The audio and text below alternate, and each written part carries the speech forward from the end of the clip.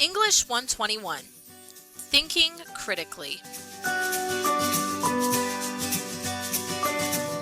The spirit of inquiry drives the writing process.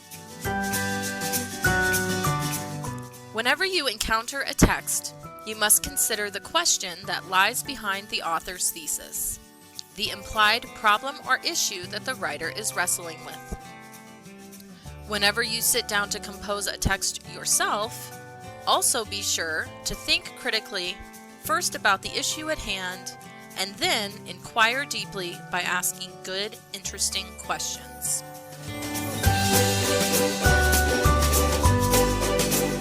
The term frame of reference is used to refer to a writer or reader's personal experience, history, beliefs, values, and background from which they approach a text.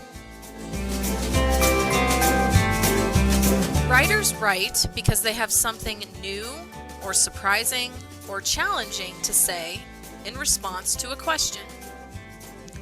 Readers read because they share the writer's interest in the problem and want to deepen their understanding of the issue at hand. The term occasion refers to a reader or writer's particular motivation for inquiring into a particular issue at a particular moment in time. The rhetorician Paulo Freire said that good questions have stakes and that answering them can make an important impact in the world. To that end, good questions must be problematic, significant, and interesting. When we say problematic, we mean that a good question is immediately motivating and puzzling for its intended audience. Either the answer is unknown, or maybe it is just unpopular. Your readers should be intrigued by the question and curious about how to solve it or find the answer.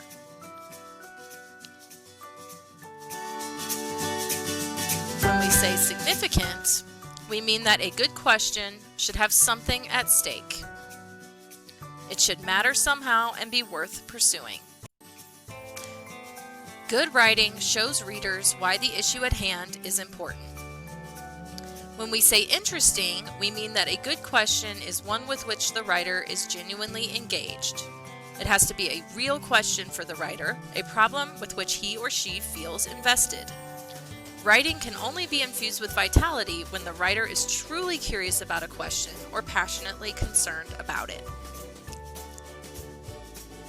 Now let's talk about how to develop the kinds of good questions that are valued in college-level reading and thinking. The kinds of questions that stimulate the writing most valued in college-level courses focus on unknowns rather than facts which have single right answers. They require the thinker to make sense of complex data, to wrestle with alternative views, and eventually to stake out a claim and support it.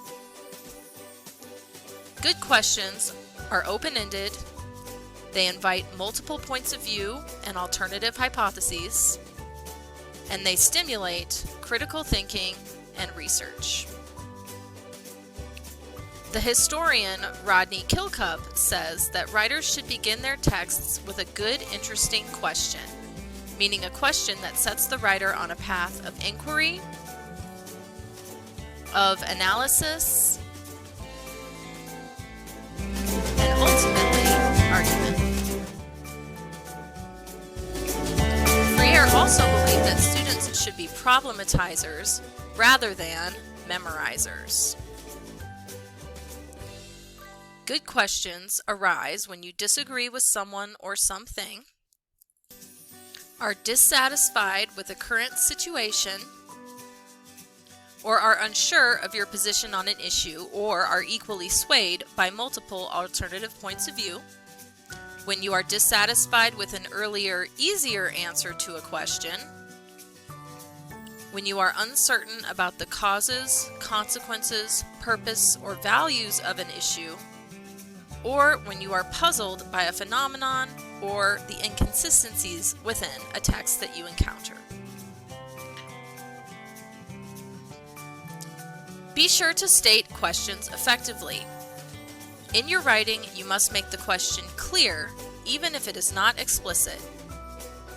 And you must also show why the question is problematic for you as a writer, as well as why it is significant for your readers. Show how solving the problem will lead to real-world benefits, or how solving a small problem will help address a larger problem. Keep these strategies in mind as you think critically about various texts in this and your other college-level courses.